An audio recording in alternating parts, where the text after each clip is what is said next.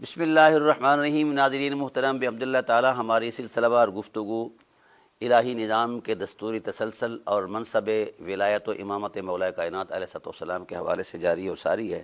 اس نے اتفاق یہ ہے کہ آج عید غدیر کے حوالے سے آج یہ ہماری دوسری مختصر نشست ہے۔ اعلان غدیر جو ہے یہ محض اتفاق نہیں، یہ مشیت الہی کا خصوصی اہتمام ہے، اور رسول اللہ صلی اللہ علیہ وسلم کے ختم نبوت کے بعد دین کی بقا کی ضمانت ہے۔ رسول اللہ صلی اللہ علیہ وآلہ وسلم کا اعتماد ہے اعلان غدیر، اور اللہ وحدہ لا شریک کا اعتماد ہے اعلان غدیر۔ تو اس اعلان غدیر کے حوالے سے بہت سارے لوگ اپنے اندازے لگاتے پھرتے ہیں۔ اندازے اور چیز ہیں، حقائق اور چیز ہیں۔ اندازے یہ مذہبی جوڑ توڑ میں لگائے جاتے ہیں، جو ایک دوسرے کے رقیب جماتے ہیں نا جی، اور حریف جماتے ہیں۔ یہ شیعہ اور سنی کے درمیان جو غالیوں کا ایک ٹولہ ہے، دونوں میں مشترکہ، تو یہ اندازے لگا کر ایک دوسرے کو جھٹلاتے رہتے ہیں۔ اصل دونوں طبقات جو ہیں غدیر کی حرمت پر نہ ان کا ایمان ہے، اور نہ غدیر کی حرمت کے تقاضے جانتے ہیں، اور نہ ہی غدیر کے فلسفے کو جانتے ہیں۔ اور ہاں یہ ہے، ایک غدیر بیچ رہا ہے، دوسرا میلاد بیچ رہا ہے، یہ خرید فروخت ضرور ہے، اس کے علاوہ اور کچھ بھی نہیں۔ میلاد النبی ہو یا معراج النبی ہو یا کوئی مقدس دن ہو جس کی نسبت حضور نبی کریم صلی اللہ علیہ وسلم کے کسی پیمانہ عظمت کے حوالے سے ہو، ان نسبتوں کا بیان کرنا واجب ایمانی ہے۔ اور اللہ تعالیٰ وحدہ لا شریک نے ارشاد قرآن پاک میں ارشاد فرمایا وَذَكِّرْهُمْ بِأَيَّامِ اللَّهِ، حبیب اپنے غلاموں کو اللہ کے ان خاص دنوں کی یاد دلاؤ، آپ پر واجب ہے یاد دلاؤ کہ اللہ وحدہ لا شریک نے اپنی مخلوق پر کس کس انداز میں، کس کس شرف میں یہ رحمتیں اور عظمت نازل فرمائیں، اور انہی رحمتوں کے تسلسل میں سید عالم صلی اللہ علیہ وآلہ وسلم کی ذات والا صفات رحمت للعالمین بن کر تشریف لائے۔ آپ کی تشریف آوری کی یاد دہانیاں اور آپ کی تشریف آوری کے تذکرے فرض ہے۔ میں نے کتاب بھی لکھی تھی ایک، تفریح الاذکیاء فی فرضیت ذکر المصطفیٰ۔ قرآن کریم کی 1800 آیات سے میں نے ثابت کیا تھا کہ رسول اللہ صلی اللہ علیہ وسلم کے میلاد کا تذکرہ اور آپ کی سیرت طیبہ اور آپ کی شرافتوں کا تذکرہ واجب قرآنی ہے، واجب ایمانی ہے۔ اس کے بغیر نہ ایمان ہے اور نہ ہی قرآن پر اعتماد ہے۔ تاہم میں عرض کر رہا ہوں، جب بھی اللہ وحدہ لا شریک کی رحمت کا ظہور ہوتا ہے، نزول ہوتا ہے، تو ظاہر ہر فطرت چمک اٹھتی ہے اور خوشی کا اظہار ہوتا ہے۔ تو ایسے ہی مولا کائنات علیہ السلام کی ذات والا صفات کا معاملہ ہے۔ یوم غدیر میں مولا کائنات علیہ السلام پر جب اللہ اس کے رسول نے اعلان فرما کے اعتماد فرمایا ہے، تو اس اعتماد کی عظمت میں خوشی کے اظہار کے لیے سب سے پہلے حضرت عمر فاروق رضی اللہ تعالیٰ عنہ، حضرت ابوبکر صدیق جو اکابر صحابہ ہیں رضی اللہ عنہم، انہوں نے خوشی کا اظہار فرمایا۔ میں نے اس کو پہلے یہ بات بیان کر دی تھی۔ اس خوشی کا اظہار فرمایا اور اس انداز میں فرمایا، مبارکیں دیں۔ اس عید پر، اس خوشی کے موقع پر مبارک دینا سنت صدیقی ہے، سنت فاروقی ہے، سنت نبوی ہے۔ سمجھا گی؟ یہ کہا جاتا ہے کہ جناب والا یہ کیسی عید ہو گئی؟ بھائی یہ عید نہیں تو ہے کیا؟ بہرحال جو لوگ اس عید کی مخالفت کرتے ہیں ان کے دو پہلو ہیں، ان کے نظریے کے دو پہلو۔ پہلا نظریہ تو یہ ہے کہ یہ حضرت عثمان کی شہادت کے حوالے سے کہتے ہیں کہ یہ شیعہ لوگ جو ہیں حضرت عثمان رضی اللہ عنہ کی شہادت کی خوشی مناتے ہیں۔ لا حول ولا قوت الا باللہ۔ عید غدیر کہاں اور شہادت عثمان کہاں؟ سالوں کا فرق ہے۔ تو بھئی اگر شیعہ اس حضرت عثمان کی شہادت پر خوشی مناتے ہیں تو ان کی شہادت جو متحقق تاریخ میں ہے اس میں منائیں۔ حالانکہ یہ تو عید غدیر جو ہے یہ شیعہ لوگ مناتے ہیں، یا اہل سنت کے اہل محبت جو ہیں وہ مناتے ہیں جب یہ اعلان غدیر ہوا ہے، وہ 18 ذی الحج ہے۔ ٹھیک؟ تو اس عید کا اور اس عید کا، یعنی اس بیان کا اور اس بیان کا ایک خاص فرق ہے۔ ٹھیک ہے نا، وقت کا بھی فرق ہے۔ اور میں نے کئی مرتبہ اس بات کی وضاحت کی ہے کہ وقت کوئی بھی ہو، ہم کسی بھی عظمت کو یاد کریں تو اس کا مطلب مذہب کا تصور نہیں ہوتا، فطرت کی وہ حسین رعنائی کی یادیں ہوتی ہیں جس سے قلب و روح گرما جاتے ہیں اور انسان کے دل کے اندر ایمان کا نور اور بڑھ جاتا ہے۔ قرآن کہتا ہے وَإِذَا تُلِيَتْ عَلَيْهِمْ آيَاتُهُ زَادَتْهُمْ ایمانا، اے حبیب صاحبان ایمان کی عظمت یہ ہے کہ جب آپ کی عظمتیں ہوں سامنے بیان ہوں، وَإِذَا تُلِيَتْ عَلَيْهِمْ آيَاتُهُ، اللہ کی آیتیں ان کے سامنے تلاوت ہوں تو وَزَادَتْهُمْ ایمانا، اہل ایمان کے ایمان میں اضافہ ہوتا ہے، زیادتی ہوتی ہے، ان پر نور غالب آ جاتا ہے ایمان کا۔ ٹھیک ہے، تو جہاں کہیں اللہ وحدہ لا شریک نے اپنے رسول صلی اللہ علیہ وسلم کے حسن کی رعنائیوں کو بیان فرمایا، اس تقدس معاب تصور کو بیان کرنے سے ایمان زیادہ ہوتا ہے۔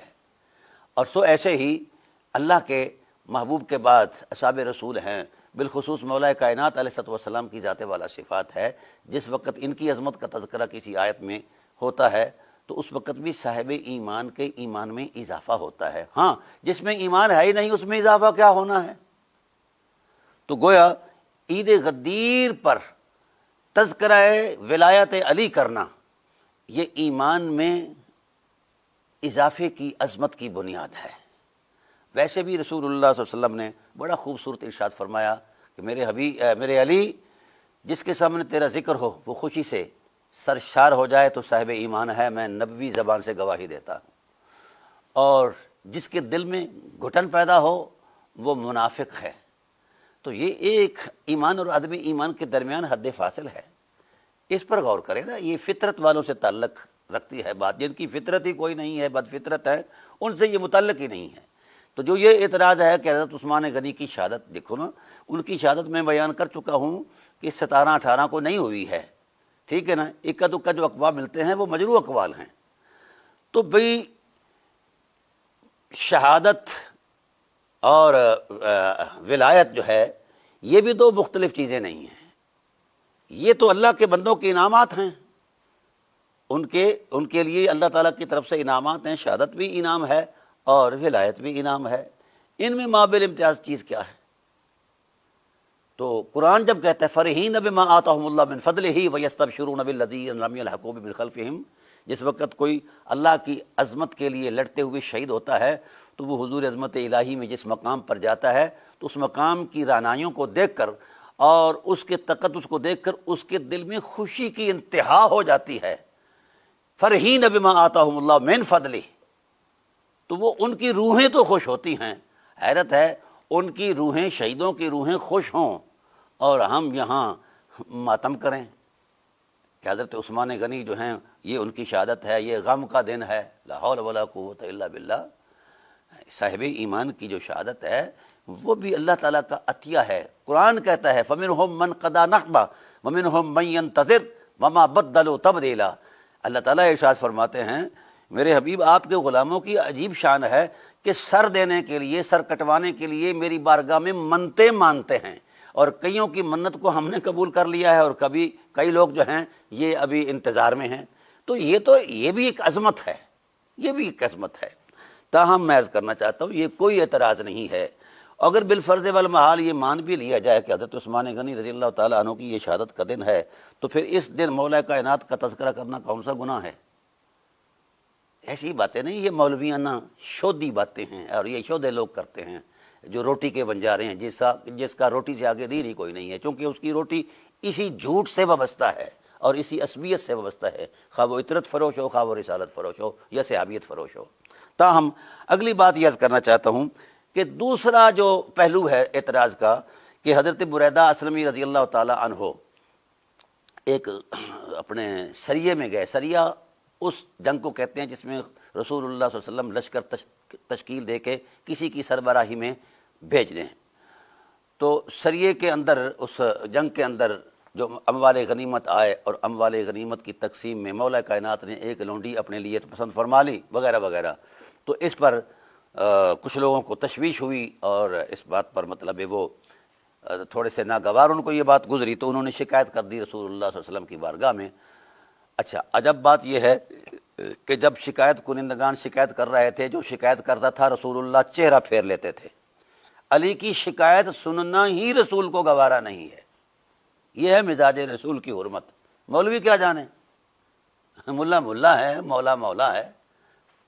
اچھا، دوسری بات یہ ہے کہ چلیں شکایت کیا تھی کہ یا رسول اللہ انہوں نے مطلب من مانی کی ہے ہمارے ساتھ، اور رسول اللہ صلی اللہ علیہ وآلہ وسلم نے اس وقت فرمایا ہاں جس کا میں مولا ہوں اس کا علی مولا ہے۔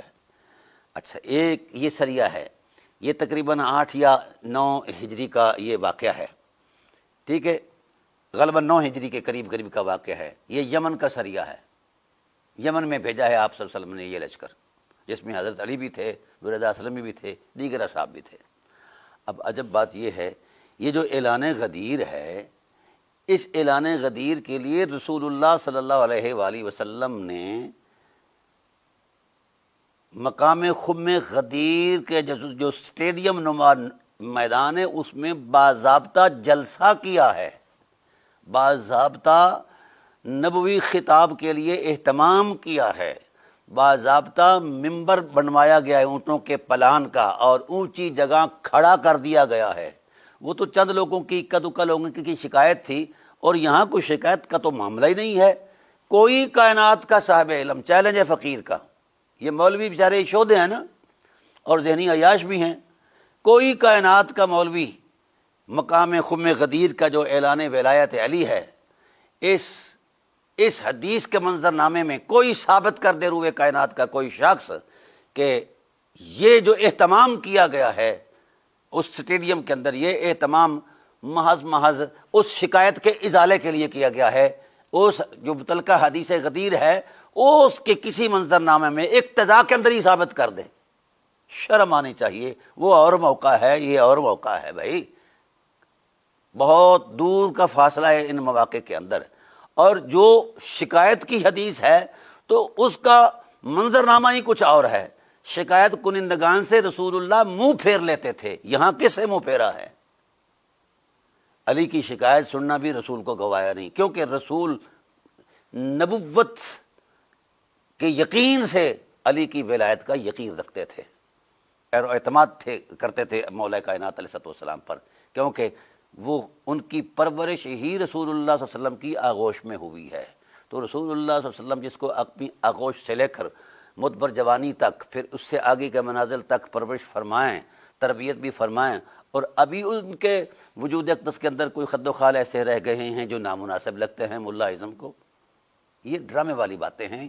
ملا اعظم چونکہ ڈرامے باز ہے اور ذہنی عیاش ہے، اس لیے اپنی ذہنی عیاشی سے بات نہیں آتا، اس طرح کی شرلیاں چھوڑتا رہتا ہے۔ تو بحمداللہ تعالی ہم اس پر پورا مطالعہ دیں گے کہ یہ جو شرلیاں چھوڑ رہے ہو نا عید غدیر کو خراب کرنے کے لیے، الحمدللہ ہم یہ شرلیوں کا رخ تمہاری طرف موڑ دیں گے اللہ تعالیٰ کے فضل و احسان سے۔ دوسری بات یہ ہے، جتنے بھی ایام اللہ ہیں ان میں اللہ تعالیٰ کی ان نعمتوں کا تذکرہ ہے جو اللہ تعالیٰ عنایت فرماتے ہیں اپنے بندوں پر، تو ان کا تذکرہ کرنا تو واجب ایمانی ہے۔ حیرت ہے، میں نے پچھلے ویلاگ کے اندر بھی یہ بات کہی تھی کہ جس قوم پر کھانا اترا آسمان سے، قرآن نے گواہی دی تقولنا عید الاولنا واخرا، ان کے لیے وہ عید کا دن ہے۔ وہ کھانا اترے، ہاں جی، جو پیٹ کی ضرورت ہے اس پر عید ہو سکتی ہے، کسی کو اعتراض نہیں، اور جب اعلان ولایت علی ہو اور اہتمام نبوت کے ساتھ ہو، نبوی اعتماد کے ساتھ ہو، اس پر مروڑ پڑ جاتے ہیں مولویوں کے پیٹ میں کہ یہ کیوں ہوا ہے۔ بھائی یہ اگر غلط ہے آپ کے نزدیک، ناقابل برداشت ہے، تو پھر اس کا ارتکاب تو رسول اللہ نے کیا ہے نا، نعوذ باللہ من ذالک۔ آپ ہم پر کیوں چڑھتے ہیں؟ رسول اللہ پر فتویٰ لگائیں کہ انہوں نے غلط کیا ہے، رسول اللہ پر فتویٰ لگائیں، حضرت سیدنا ابوبکر صدیق رضی اللہ تعالی عنہ کی ذات پر فتویٰ لگائیں، جنہوں نے بخن لک یا علی ابن ابی طالب ہنی لک یا علی ابن ابی طالب اہنی یا علی ابن ابی طالب، یہ برملا ہاتھ بلند کر کے آوازیں دے کر کہا آپ پر مبارک ہو، آپ کو مبارک ہو، آپ کو خوشخبری ہو، اور آپ ہر رات، ہر دن، ہر صبح، ہر شام، ہر مومن کے، ہر مومنہ کے ولی ہیں، حد ہوگی مولا ہیں۔ عجب اس بات پر ہے کہ ان پر فتویٰ نہیں ہے۔ اگر انہی حقیقتوں کو آج کوئی تذکرہ کرتا ہے یا اہتمام کرتا ہے تو اس پر فتویٰ ہے کہ یہ جناب والا فلاں ہے فلاں ہے۔ اس لیے ڈاکٹر اقبال انہی چیزوں کو دیکھ کر کہتا رہا دین ملا فی سبیل اللہ فساد۔ تو بھئی یہ محبت کا انداز ہے۔ مولا کائنات علیہ السلام کا ایام ولادت ہو تو بھی اس حرمت کو بیان کرنا چاہیے، ایام شہادت ہو تو بھی بیان کرنا چاہیے۔ پہلے ہمارے مشائخ بحمد اللہ تعالیٰ چشتیہ تو اس وقت بھی مولا کائنات علیہ السلام کا 21 رمضان مبارک میں یوم شہادت مناتے ہیں، اور ہر آستانے پر منایا جاتا ہے جن آستانوں کا تعلق ولایت علی علیہ السلام سے ہے، اور جن کا تعلق ملا سے ہے تو ملا تو ویسے شروع سے ہی پلید ہے، انہوں نے کیا منانا ہے؟ اس لیے کسی پلید زبان پر، کسی منافق روح میں علی نہیں آ سکتے۔ علی وہاں آتے ہیں جہاں طہارت ہوتی ہے، جہاں نفاست اور لطافت ہوتی ہے۔ اچھا، اگلی بات یہ ہے ہمارے ہاں، یعنی عجب بات یہ ہے کہ ملا جو مرضی کر جائے اس پر نہ کوئی دینی مواخذہ ہے، نہ اس پر کوئی سوال ہے۔ یہ جو کراچی کا ملا ہے، یہ طوطوں کا بادشاہ، یہ جو عرس امیر معاویہ منا رہا ہے، عرس کس کو کیسے ہیں؟ خوشی کو کہتے ہیں۔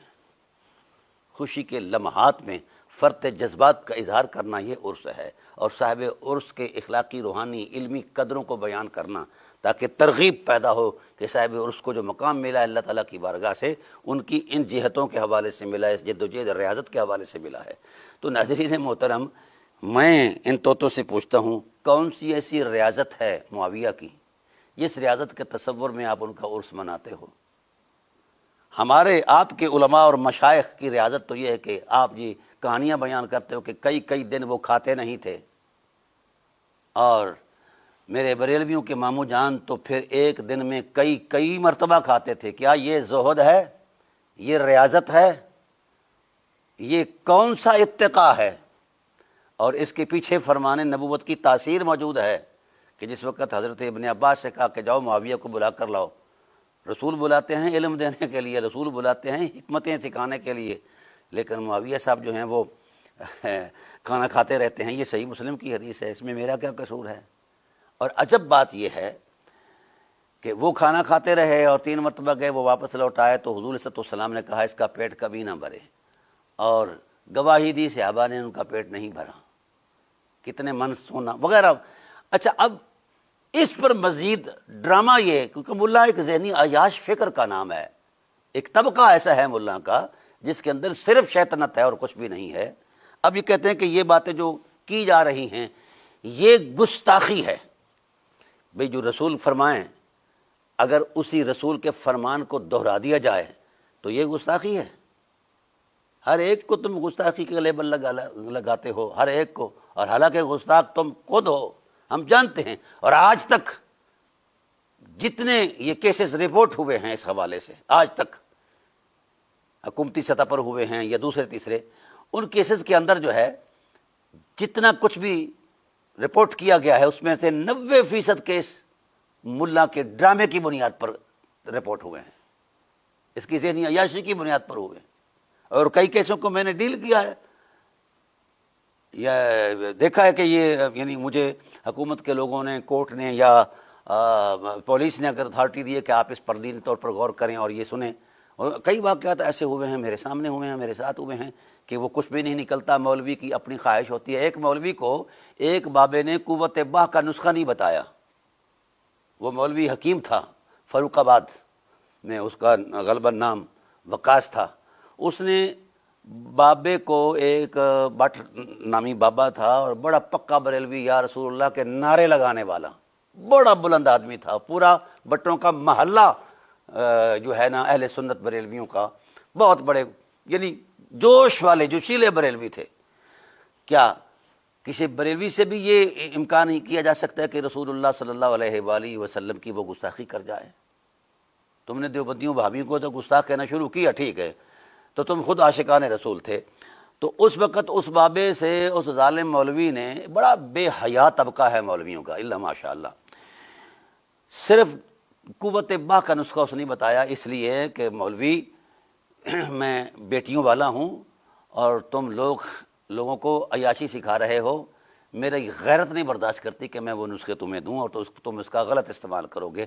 بس اس بات پر اس نے جناب باہر آ کر شور شرابہ ڈالا، اور اتنا شور شرابہ ڈالا کہ آگ لگ گئی، تھانے کو آگ لگ گئی، دکانیں جلا دی گئیں، جلوس نکلے، بابے کو جناب والا مارو، یہ کرو وہ کرو، پکڑو۔ پھر جس وقت اس کی سماعت سب سے پہلے میرے سامنے ہوئی، اور وہاں بریلوی مفتی تھے بیٹھے، 40-45 مفتی۔ جب میں نے سماعت کو اس میرٹ پر دیکھا قرآن کریم کی اسلوب اور اصول کے مطابق، تو پھر وہ خود مولوی جو مفتی وہاں بیٹھے تھے انہوں نے اس بات کی تصدیق کی، یہ کہ ثابت نہیں ہوتا، یہ جھوٹ ہے مولوی کا۔ لیکن پھر بھی اس معاملے کے بعد پھر انہوں نے اس بات کو نہیں چھوڑا۔ پھر وہ زر خرید شوربے پر بکنے والے مولوی لے آئے، دوسرے دن ایک دوسری مسجد میں وہ فیصلہ ہوا، تو وہاں بھی وہی ڈرامہ لگا۔ لیکن اس کے باوجود بھی انہوں نے جو فیصلہ کنندگان تھے، انہوں نے، ظالموں نے چھپ کر وہ چیزیں اپنی رپورٹ کی جناب والا۔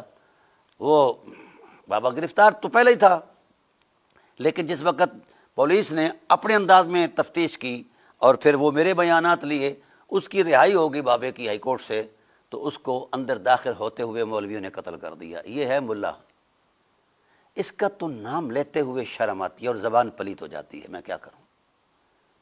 جس کی ذہنی عیاشی اس قدر ہو کہ علی کا نام لیتے ہی الزام شروع، ڈرامے بازی شروع کہ یہ فلاں ہو گیا، وہ فلاں ہو گیا ہے۔ تو بھائی ہمیں تو رسول اللہ نے علی کی محبت، اطاعت اور ان کی نوکری کی تبلیغ کی ہے، تلقین کی ہے۔ ہم تو نہیں ہٹے گے، کوئی بھی مسلمان نہیں ہٹے گا علی کی غلامی سے۔ اور ابھی ہمارا تو الحمدللہ اس معاملے میں یہ چل رہا ہے سلسلہ کہ ہم مولا کائنات علیہ الصلوۃ والسلام کا جو نظام ولایت ہے اس پر پہرا دیں۔ اور یہاں ڈرامہ یہ ہے کہ یہ دونوں طبقے جو ہے نا ملا کے، ابھی ایک میٹنگ میں ہم تھے تو ہم نے گفتگو کی کہ الہی نظام کا جو دستوری تسلسل ہے اور اس میں جو مولا کائنات علیہ الصلوۃ والسلام کی بصیرت ہے، اور آپ نے جس نظام کو ترتیب دیا تینوں خلفاء کے ساتھ مل کر اس نظام کو طاقت بخشی، اور 90% اس نظام کی کامیابی کے پیچھے مولا کائنات کی بصیرت کا کردار ہے۔ تو بھئی اس نظام کی بحالی میں جس وقت ہم اتریں گے تو میرے خیال میں یہ فرقے شرکے ختم ہو جائیں گے، ہم ایک دوسرے کے ساتھ اخوت کے رشتے میں آ جائیں گے، آؤ ولایت علی کے جھنڈے کے نیچے۔ اور وہ ایک شیعہ مولوی بولا کہ جناب اس طرح کیسے ہو سکتا ہے، اس طرح کیسے ہو سکتا ہے، ہم آپ کے ساتھ نہیں بیٹھ سکتے کیونکہ آپ خلافت کا رکھتے ہیں اعتقاد اور ہم ولایت کا رکھتے ہیں۔ تو میں نے مولوی صاحب سے کہا کہ خلافت اور ولایت میں مابعد امتیاز علمی حوالہ کیا ہے؟ اور اگر خلافت اتنی ناجائز حقیقت ہے تو مولا کائنات نے یہ 5 سال کیوں نبھائے ہیں؟ پھر مولا امام حسن علیہ السلام نے کیوں نبھائے ہیں؟ پھر یہ اچھا کسی سنی مولوی کے سامنے مولا کائنات کی ولایت اور امامت کا نام لے دو تو وہ بدک جاتا ہے جیسے گدھا بدکتا ہے۔ ولایت کا نام کیوں لیتے ہو؟ یہ تو شیعوں کا ٹائٹل ہے۔ امامت کا نام کیوں لیتے ہو؟ یہ ہے ان ذہنی عیاشوں کی فکر کا اپنا لیول، ان سے کیا بات کرنی ہے؟ ہر اصل نظام الہی ہے، اللہ نے نازل فرمایا، انبیاء علیہ السلام نے اس کو نافذ کیا، آخر الزمان نبی صلی اللہ علیہ وآلہ وسلم اس نظام کے داعی بن کر کائنات کے اندر پوری کائناتی اور آفاقی نظام دیا، اور پھر اس کے بعد یہ سپرد ہوا نظام اگلی ٹیم کے سامنے۔ اور پھر مولا کائنات علیہ السلام چونکہ اس نظام کے سمجھو دوران خلافت بھی رہے، معاون رہے، طاقت بن کر رہے، اور اپنے زمانہ اقدس کے اندر بھی انہوں نے جناب علیہ اسی نظام کو آگے چلایا۔ تو میں نے پرسنٹیج نکالی ہے، شیعہ مدارس جو پاکستان کے اندر ہے ان میں عقیدہ تو ہے ولایت اور امامت علی کا، لیکن ولایت اور امامت کو بطور نظام نہ پڑھا جاتا ہے نہ پڑھایا جاتا ہے، نہ مانا جاتا ہے، چونکہ یہ عطرت فروش ہیں۔ ہمارے مولوی جو ہیں اگر شیعہ کے بد مقابل جو یہ لفظ خلیفہ لے آتے ہیں، خلیفہ، اچھا چلو میں کہتا ہوں لے آئیں، سنی ہونے کی حیثیت سے میں بھی کہتا ہوں کہ لے آئیں، خلافت لے آئیں۔ آج تک کسی سنی مدرسے کے اندر نظام خلافت کو نہ سمجھا گیا ہے، نہ سمجھایا گیا ہے، نہ پڑھا گیا ہے، نہ پڑھایا گیا ہے۔ مولوی جہاں اپنی بک بک کر دے وہ کہتا ہے یہی سب کچھ ہے، اس سے آگے کوئی مذہب نہیں، کوئی دین نہیں، کوئی شے نہیں ہے، کوئی علم نہیں ہے۔ یہ کیا ڈرامے بازی ہے؟ تو بھائی الہی نظام ہے اصل، جس کے پہرے دار رہے 1,24,000 کم و بیش انبیاء علیہ السلام، پھر آخر الزمان سردار انبیاء حضرت محمد مصطفیٰ صلی اللہ علیہ وآلہ وسلم اس نظام کے وہ خاتم ہیں، یعنی اس نظام کی ساری حدود و قیود کو سماج کے قیامت تک کے لیے اس نظام کی بحالی کے لیے رسول اللہ صلی اللہ علیہ وسلم نے خود جنگیں بھی لڑی ہیں، زخم بھی کھائے ہیں، اور اذیتیں بھی، تکلیفیں بھی برداشت کی ہیں۔ اس نظام کو قائم فرمایا آپ صلی اللہ علیہ وسلم نے، پھر اس کے بعد اس نظام کو خلفائے راشدین ہیں اور بالخصوص مولا کائنات علیہ السلام، اس نظام کی حرمت کے لیے آپ نے اپنے استحقاق کو پس منظر میں رکھ دیا، کہا نظام الہی بچا رہے۔ استحقاق تھا، کیوں نہیں مانتے یہ مولوی؟ اپنے مذہب کے جنونی فکر کو سامنے لے آتے ہیں، ڈرامائی باتیں کرتے ہیں، خود وضع کردہ قاعدے جو ہیں، وضع کردہ قاعدوں کے مطابق وہ مولا کائنات کو پس منظر میں رکھ کر رکھنے کی کوشش کرتے ہیں۔ کون ہو تم؟ تمہاری حیثیت کیا ہے؟ چلیں، میں یہ کہتا ہوں کہ اصل نظام ہے، شخصیت کا ٹائٹل یا مذہبی ٹائٹل جو ہے امامت الخلافت کا، اس کے منظر نامے کے اندر اصل حقیقت وہ نظام الہی کا دستوری تسلسل ہے۔ اس دستوری تسلسل پر چلنا امت پر واجب ہے، اس کے بغیر چلو گے تو پھر نہ ہم امت ہیں نہ ہم مسلمان ہیں۔ تو مجھے تو بتایا جائے کہ اس مذہب کی تشکیل، تعبیر، تفصیل کے لیے قرآن کا کوئی حصہ اس کی تائید میں من کر اترا ہے؟ سب جھوٹ ہے۔ مولوی نے جو بھی بولا ہے قرآن پر ہمیشہ جھوٹ بولا ہے، اور جھوٹ اس کی فطرت ہے۔ جو مذہب گھڑتا ہے وہ کہتا ہے وہ قرآن میں ہے، لا حول ولا قوت الا باللہ۔ قرآن میں تو اللہ نے اپنے نظام کو بیان فرمایا ہے، آئین کو، دستور کو بیان فرمایا ہے۔ کہیں کوئی مذہب کی تشکیل تعبیر کے لیے ایک حرف بھی کوئی ثابت کر دے تو میں گردن کٹوانے کے لیے حاضر ہوں۔ ایک حرف کہ اس مذہب کی تشکیل اور تعبیر اور تفسیر میں یہ آیت نازل ہوئی ہے بطور نص، نہیں کوئی ثابت کر سکتا۔ اور پہلی کتابوں کے اندر مثلا انا انزلنا التوراۃ فیہا ھدی ونور یحکم بہا النبیون الذین، تورات کے اندر بھی اللہ نے نظام نازل فرمایا ہے، انجیل کے اندر بھی اللہ نے نظام نازل فرمایا ہے، صحف ابراہیم کے اندر بھی اللہ نے نظام نازل فرمایا ہے، صحف آدم علیہ السلام میں بھی اللہ تعالیٰ کی ذات نے نظام نازل فرمایا ہے۔ اور یہ قرآن ان نظاموں کا، ان کتابوں کی تصدیق ہے، مصدق لما معکم۔ تو یہ حقیقت ہے اصل۔ چونکہ ملا نظام سے اس لیے وابستہ نہیں کہ نظام پر ایثار ہے، نظام میں عدل ہے، نظام میں احسار ہے، نظام میں احسان ہے۔ ان اللہ یأمر بالعدل والإحسان وإیتاء ذی القربى وینہی عن الفحشاء والمنکر والبغی۔ تین چیزیں جو ہیں یہ بنیاد ہیں اس نظام کی، عدل، احسان اور ایثار، قربانی۔ مولوی تو دین قربان کرتا ہے، یہاں تو قربانی اصحاب نے دی ہے، اہل بیت نے دی ہے۔ کربلا جو ہے اس نظام کی طاقت میں ایک بنیادی عنوان ہے۔ یہ جو کربلا بپا ہوئی یہ قبائلی ٹائٹل نہیں ہے، یہ طاغوت کے مد مقابل امام آیا ہے، طاغوتی نظام کے مد مقابل امام آئے ہیں۔ اور صفین میں صفین کے اندر جو مولا کائنات نے تلوار اٹھائی ہے تو وہ بھی ملک عزوز جس کا اسلام سے کسی جہت سے کوئی تعلق نہیں ہے۔ ملا کتنا ذہنی عیاش ہے، اس ملک عزوز کے ٹائٹل کو بھی خلافت راشدہ کے کھاتے میں جڑ رہا ہے۔ بڑا بے شرم آدمی ہے یہ۔ قرآن نے جو نظام دیا ہے عدل، احسان اور ایثار ہے، اور جس سے روکا ہے فحشاء، منکر اور بغی ہے۔ حیرت اس بات پر ہے، حضرت عثمان غنی رضی اللہ تعالیٰ عنہ کی جو شہادت ہوئی، کچھ ان کی فروغ گزاشتے ہیں یا کچھ جو کچھ بھی معاملات ہوئے، اس شہادت کے مرتکبین کو باغی کہتے ہیں، لیکن جس نے الہی نظام کو ملک عزوز میں بدلا ہے اس کو باغی کہتے ہوئے یہ شرماتے ہیں۔ وہاں کہتے ہیں کہ یہ ثواب ہے، 1,14,000 مسلمانوں کا قتل عام جو ہے یہ ثواب کے درجے میں ہے۔ وہ بے شرمو، کون سی شریعت ہے جو تم پیش کر رہے ہو؟ ہاں جی، کو حیا کرو، خدا کا خوف کرو، آؤ فقیر دعوت دیتا ہے۔ کوئی ایسا افتراق اور امتیاز نہیں نظام کے اندر، اور نظام الہی امت کی وحدت میں ایک بنیادی اکائی ہے، اس کے علاوہ امت واحد نہیں ہو سکتی۔ امت کو اگر امت بنانا ہے تو الہی نظام کے دستوری تسلسل میں بنانا ہے۔ اور جو اس وقت شخصیت ہیں امت کی وحدت کے لیے مولا کائنات پر، اگر ہماری طریقت کے تمام سلاسل جو ہیں ان کی ولایت پر مبدأ ولایت سمجھ کر اعتقاد کرتے ہیں، ان سے فیض لیتے ہیں، تکوینی معاملات میں ہم اعتماد کرتے ہیں، تو تشریعی معاملات میں ہم مولا کائنات پر کیوں نہ اعتماد کریں؟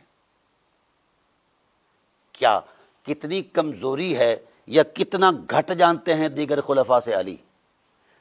جس علی کے علم کی شہادت نبوت کی زبان دے دے، عالم الناس، جس کو رسول کہہ دیں کہ یہ عالم الناس ہے، سب سے زیادہ پوری انسانیت سے بڑا عالم رسالت کے بعد علی ہے، پیچھے کیا رہ گیا ہے؟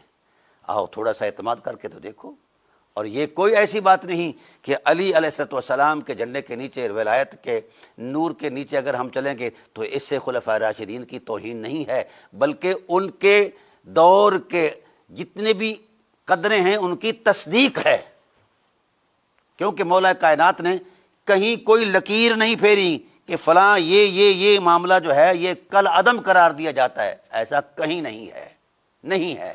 ہاں، جہاں جہاں دیکھا مولا کائنات نے اپنی بصیرت سے کہ یہ چیز کمزور پہلو ہے تو وہاں ان خلفاء کو تنبیہ فرمائی، ان کو مشورہ دیا اور ان کو نظام مرتب کر کے دیا کہ ایسے چلنا ہے۔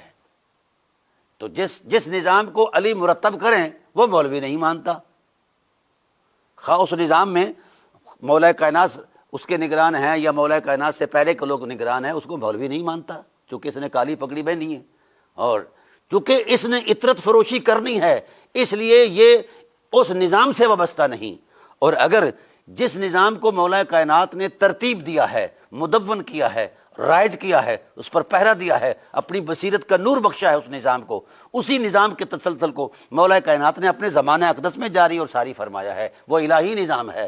اب اگر ہم یہ کہیں کہ آؤ یہ سنگم ہے، یہ وحدت کا پلیٹ فارم ہے، یہ میں نہیں کہہ رہا، رسول فرما رہے ہیں، علی اور میری اہل بیت امت میں وہ حیثیت رکھتے ہیں۔ رسول اللہ صلی اللہ علیہ وسلم نے فرمایا وَأَهْلُ بَيْتِي أَمَانٌ لِأَهْلِ الْأَرْضِ مِنَ الْاِخْتِلَافِ، کہیں بھی امت کا اختلاف اگر ختم نہ ہو رہا ہو تو علی کے دروازے پر آ جائیں، اختلاف ختم ہو جائے گا، زہرا کی دہلیز پر آ جائیں تو اختلاف ختم ہو جائے گا۔ جہاں جس کو رسول کہتے ہیں کہ وحدت امت کا عنوان ہیں یہ حقیقتیں، تو ان کی بارگاہ میں جاتے ہوئے میرے مولوی کو شرم آتی ہے، کہیں پہلے خلیفے ناراض نہ ہو جائیں۔ اور نہیں، وہ ناراض نہیں ہوتے، ان کی عقیدتیں پڑھیں مولا کائنات کے ساتھ کیا ہیں، اور مولا کائنات کی محبتیں پڑھیں ان کے ساتھ کیا ہے۔ یہ اصل میں جس نے امتیاز پیدا کیا ہے دونوں حقیقتوں کے درمیان وہ ملا ہے، اور یہ ابلیس سے بھی بدتر ہے، خواہ وہ چٹی پگڑی والا ہو، خواہ کالی پگڑی والا ہو، خواہ رتی پگڑی والا ہو۔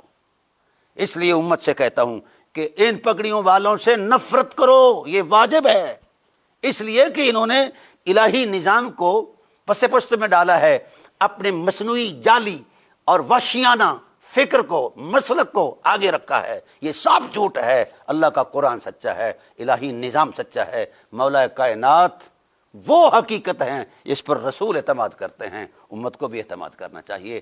آئیے ہم اس عید غدیر کے اندر مولا کائنات کے نظام پر بات کریں۔ مولا کائنات کا نظام ولایت ہے، امامت ہے، جس بھی انداز کا جو نظام پر بات کرے گے تو مسائل حل ہوگی، نظام کا حصہ بنے گے تو وحدت پیدا ہوگی اور ہم غالب رہیں گے۔ اگر نظام سے وابستہ نہیں تو ہمارے اور یہودیوں میں کوئی فرق نہیں ہے۔ یہودی وہ اپنا کام کرتے ہیں، دیواروں پر ٹکرے شکرے مارتے ہیں اور ہم بھی ٹکرے شکرے مار کر، ایسا جب جو چیز نازل ہوئی ہے اس پر امت کیوں نہیں کھڑی ہوتی بھائی؟ اور جس کا نزول سے تعلق ہی کوئی نہیں ہے اس کو کیوں اپناتی ہے؟ کوئی مذہب نازل نہیں ہوا، اعلان کرتا ہے فقیر، روئے کائنات کے اہل علم کو چیلنج کرتا ہے، آئیں میرے سامنے کسی مذہب کی تشکیل، تعبیر تفسیر میں کوئی ایک حرف دکھا دیں کہ یہ نازل ہوا ہے، یہ کوئی شے نازل نہیں، جو نازل ہوا ہے اسے نظام کہتے ہیں، الہی نظام ہے اور اس کا دستوری تسلسل ہے۔ اس لیے امت اس نظام سے وابستہ ہو۔ دیکھو نا، میں نے یہ کیوں کہا وَذَكِّرْهُمْ بِأَيَّامِ اللَّهِ، اللہ کے دنوں کی یاد تازہ کرو، یہ اللہ کے دن ہیں، یہ اللہ نے فرمایا تھا اے حبیب اٹھو، نبوت کے منبر پر چڑھ کے علی کی ولایت کا اعلان کرو، یہ اللہ نے فرمایا تھا، یہ کسی شیعہ کتاب میں نہیں لکھا، اہل سنت کی 1200 تفاسیر کے اندر یہ بات لکھی ہے۔ وَذَكِّرْهُمْ بِأَيَّامِ اللَّهِ، کیوں نہیں اس چیز پر غور کرتے ہیں؟ ہاں میں یہ کہتا ہوں اگر یہاں کوئی کمزوری نظر آئے اس نظام میں تو پھر ہم آگے چلے جائیں گے نا، پہلے یہاں سے تو شروع کریں۔ ہم شروع کرنا ہی نہیں چاہتے، اس لیے نہیں چاہتے کہ ہم دیندار نہیں ہیں، ہم دنیا دار ہیں۔ ہاں آج اس نظام کی خرید فروخت شروع ہو جائے تو منڈی لگ جائے گی مولویوں کی، پیروں کی، آؤ جی ہم خرید فروخت کرتے ہیں، آؤ تولو ہمیں۔ ایسا نہیں ہے، اب یہ نہیں چلے گا۔ الحمدللہ امت بیدار ہو رہی ہے اور ملا کے چنگل سے امت کو اللہ واگزار کروا رہا ہے۔ اور میں اپنی اداروں سے بھی کہتا ہوں کہ یہ جو آپ نے رکھے ہوئے ہیں نا جی رکھیل قسم کے مولوی، اور آپ کی ہر نجائز اور جائز باتوں میں جناب والا یہاں نام ملاتے ہیں، نہیں، پاکستان کے اندر بلکہ عالم اسلام کے اندر الہی نظام انتہائی ضروری ہے۔ اس کے بغیر نہ ہماری بقا ہے اور نہ ہمارا کوئی وقار ہے۔ اس لیے آئیے ہم اس نظام کا حصہ بنیں، اور جو ملک عزوز والے نظام کو الہی نظام سے ملاتا ہے اس سے بڑا بے شرم کوئی نہیں ہے، بے غیرت کوئی نہیں ہے۔ ملک عزوز اسلام کا نہ فروعی نظام ہے نہ اصولی نظام ہے۔ اس لیے آئیے، تو تعجب کی بات ہے کہ ہم اگر پاک بعض لوگوں کی اولیاء اللہ کی صفت و ثنا بیان کرتے ہیں جن کو قرآن نے اولیاء اللہ کہا ہے، تو ایک شیطان بیٹھ کر وہ کہتا ہے کہ جناب اللہ تمہارے تو بابے شاہ کوئی نہیں ہے، تو نے بابوں میں کیا دیکھنا ہے، ہم دکھاتے ہیں ہمیں۔ بے شرمی کی انتہا ہے، ہر ایک نے اپنا ڈیرا ڈنڈا جو ہے اس پر وہ رولا ڈالا ہوا ہے۔ آؤ ہم ثقلین سے وابستہ ہو جائیں۔ ثقلین عافیت کی وہ عظمت ہیں، ان جیسا کائنات میں کوئی نہیں ہے، ان سے بہتر کون ہو سکتا ہے۔ ثقلین ہماری منزل ہے، ثقلین ہمارا مدعا ہے، ثقلین ہی ہماری عافیت ہے۔ یہ میں نہیں کہہ رہا، رسول فرما رہے ہیں انی تارکم فیکم الثقلین، میں تم میں دو چیزیں عظمت میں آپ چھوڑ کر جا رہا ہوں، ما ان تمسکتم، ان سے جڑ جاؤ، جڑے رہو گے تو دو ضمانتیں دیتا ہوں، لن تضلوا بعدی ابدا، ہدایت پر بھی رہو گے اور نجات یافتہ بھی بنو گے۔ تو جہاں ہماری ہدایت اور نجات ہمارے رسول نے رکھ دی ہے، ہم وہاں آئیں یا مولوی کے پیچھے لگے ہیں جس کا اپنا ہی کوئی نڈی رٹا نہیں ہے، اس کی اپنی گھڑی ہوئی خانہ ساد شریعت ہے، بیٹھ کر وہ فیصلے کر رہا ہے اہل بیت کے، لا حول ولا قوت الا باللہ، انا للہ و انا الیہ راجعون۔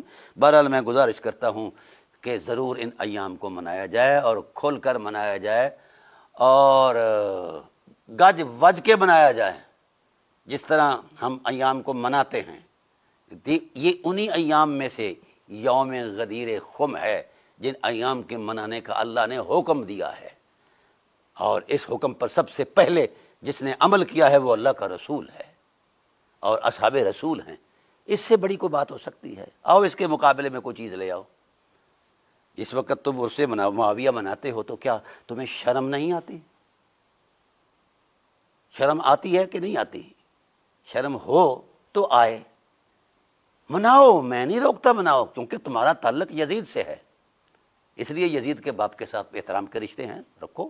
اور جس کا تعلق علی سے ہے ان کو بھی شرم آنا چاہیے کہ وہ بھی علی کے تعلق کی نسبت سے ان کے باپ کی تقریب میں اتریں اور وہ کردار دیں، ان کا عرس منائیں، علی کے باپ کا عرس منائیں، سمجھا گی؟ تاکہ پتہ چلے کس کی خدمات اسلام کے لیے، کس کی وفا اسلام کے لیے کتنی تھی، یزید کے باپ کی کتنی وفائیں تھیں اور علی کے باپ کی کتنی وفائیں تھیں۔ بس قرآن نے جو فیصلہ کیا ہے وَالْمُوفُونَ بِعَهْدِهِمْ إِذَا عَاهَدُوا وَالصَّابِرِينَ فِي الْبَأْسَاءِ وَالضَّرَّاءِ وَحِينَ الْبَأْسِ، اے حبیب ہم صاحبان وفا کو دیکھتے ہیں، یہ مولوی شولوی کو ہم نہیں دیکھتے، جنہوں نے وفا کی ہے بأسا ضراء حین الباس، مشکل در مشکل حالات کے اندر میرے حبیب ہم اولئک الذین صدقوا، ہم ان کے ایمان کی تصدیق کرتے ہیں، اور واولئک هم المتقون، یہی صاحبان روشن ضمیر ہیں۔ تو میرے حبیب اب میں امت سے کہتا ہوں، اہل سنت سے بھی کہتا ہوں، اہل تشیع سے بھی کہتا ہوں کہ آپ جائزہ لے لیں کہ یزید کے باپ کی کتنی وفائیں ہیں دین کے ساتھ، الہی نظام کے ساتھ، اور علی کے باپ کی کتنی وفائیں ہیں دین کے ساتھ، الہی نظام کے ساتھ۔ ان وفاؤں پر فیصلہ کر لیں، جس کا عرس بنتا ہے منا لیں، جس نے 4 نسلیں ذبح کروائی ہیں، زندگی کا سارا سرمایہ لٹا دیا ہے رسول اللہ کے دین کی بقا کے لیے، اور خود 50 سال تک سو کر نہیں دیکھا، اور آنکھوں میں پہرے داری کے لیے نمک بھی ڈالتے رہے تاکہ آنکھ بیدار رہیں، تو اس باپ کا، یعنی اتنی بڑی شخصیت جو اسلام کا بھی محسن ہے، رسول کا بھی محسن ہے، امت اسلامیہ کا بھی محسن ہے، اس کا عرس نہیں ہے۔ جس نے قتل کیے، اتنے ہزاروں صحابہ قتل کیے، تابعین قتل کیے، مدینہ پاک پر حملہ کیا، مکہ پاک پر حملہ کیا، ہر اسلام کی اس قدر پر حملہ کیا ہے جو اسلام کی علامت اور شناخت تھی، تو اس کا عرس ہے۔ کیونکہ ان کے پیچھے جو ہے عبد الشمس سے لے کر پیچھے تک چلے جاؤ نا، آپ کو ساری ہسٹری نظر آئے گی کہ یہ کون لوگ تھے۔ اس لیے یہ جو ملا کا دین ہے اس میں کوئی خیر نہیں ہے، مولا کا دین ہر سمت سے خیر ہے۔ میں امت سے یہی گزارش کروں گا کہ خیر کی طرف آؤ، خیر کی طرف آؤ، خیر کی طرف آؤ، شر کی طرف نہ جاؤ، کیونکہ رسول نے فرما دیا ان شر الشر العلماء، ملا شر ہے، شرار الخلق العلماء، ملا بدترین مخلوقات میں سے سب سے بدتر مخلوق ہے، اس لیے کہ یہ دین میں رخنا ڈالتا ہے، خدا کے نظام کو تسلیم نہیں کرتا، اور جو خدا کے نظام کو تسلیم کرتے ہیں وہ علم کی عظمت میں اس انتہا پر ہیں کہ ہم ان کے قدموں کی خاک کی ذروں کو سربہ بنائیں تو بھی ان کی توقیر میں کم ہے۔ اللہ تعالیٰ میری آپ کی حاضر کو شرف قبول سے سرفراز فرمائے۔ وما علینا الا البلاغ المبین۔